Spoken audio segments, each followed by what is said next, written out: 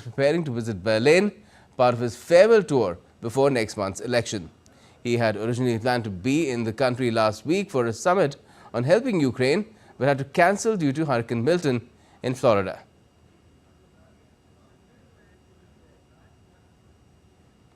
And for more on this trip, let's bring in DW's Kate Ferguson from Berlin.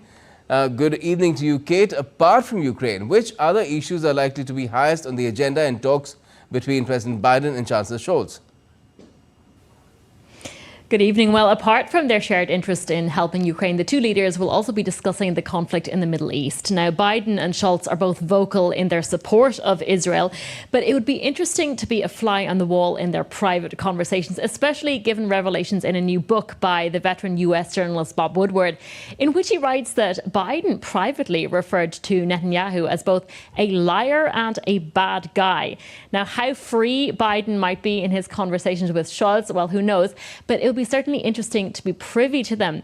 Both the US and Germany have drawn attention to the disastrous humanitarian situation in Gaza, and this will certainly be a topic in their discussions as well.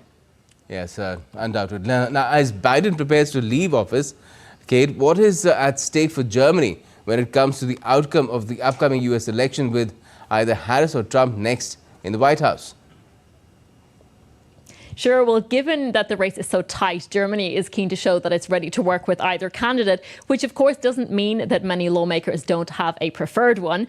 And actually, a few months ago, before Biden pulled out of the race, several high-ranking German politicians attended the Republican National Convention. At that time, they were keen to court Republican lawmakers.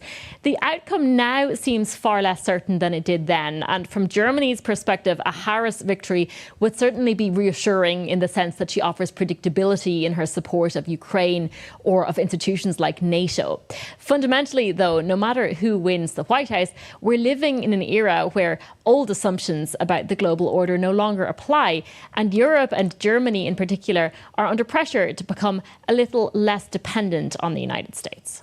All right, well, let's see how things shape up. Not too long to find out now who will be in the Oval Office next in January. Till then, it's still Biden who will still command whatever US does, the kind of force that it commands around the world. Thanks a lot for joining us, Kate. Now, China's Taiwan Affairs Office has said on Wednesday that the country will not promise to renounce the use of force over Taiwan. However, this is aimed at external interference and a small minority of